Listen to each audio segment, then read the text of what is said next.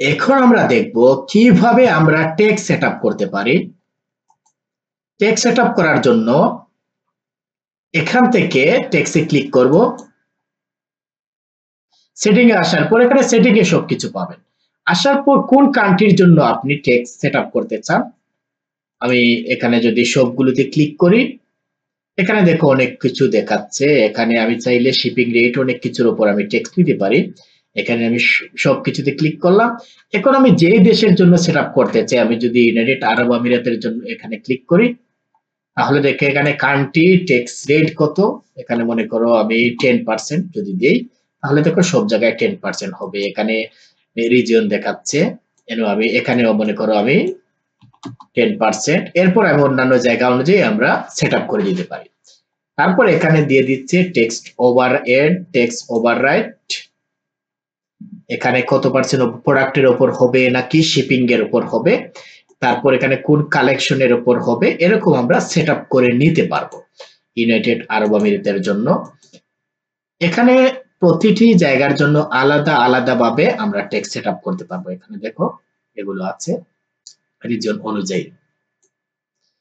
এরপর আমরা যদি অন্য একটি কান্ট্রিতে সিলেক্ট করি, মনে করো আমি নিউজিল্যান্ডের জন্য যদি ক্লিক করি, তাহলে এখানে দেখো কি করছে, জিএসটি সেটআপ করতে হবে প্রথমে। তাহলে কালেক্ট জিএসটি তে প্রথমে ক্লিক করতে হবে। এরপর এখানে একটি জিএসটি নাম্বার, এটি যদি ক্লায়েন্ট সেটআপ করতে চায় তাহলে ক্লায়েন্টকে বলবেন জিএসটি নাম্বার দেওয়ার জন্য। জিএসটি নাম্বার দিয়ে জাস্ট এখানে কালেক্টে ক্লিক করবেন, ক্লিক করার পর এই নাম্বারটি এখানে এড করে দেবেন।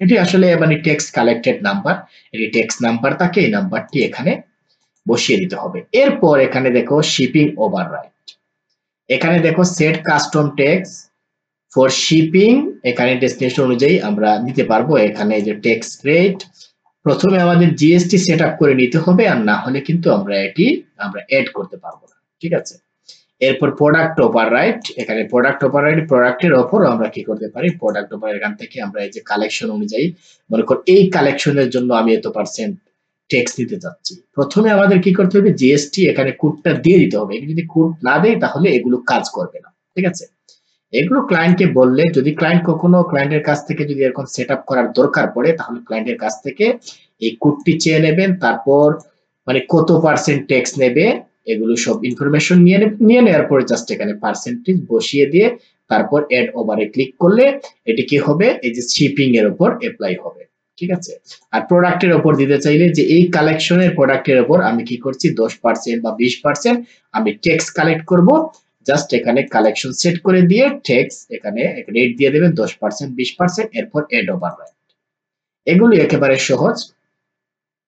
জাস্ট এখানে টেক্সট কোডটি লাগবে, এই কোডটি দিয়ে দেওয়ার পর তারপর এখানে শিপিং এর উপর দিতে পারবো, তারপর প্রোডাক্টের উপর দিতে পারবো। কত পার্সেন্ট আমরা টেক্সট সেটআপ করব ক্লায়েন্টকে বলবো, ক্লায়েন্ট বললে ক্লায়েন্ট বলে দেবে, তারপর আমরা জাস্ট বসিয়ে এখানে সেটআপ করে দেব, আর কোনো কিছু করা লাগবে না।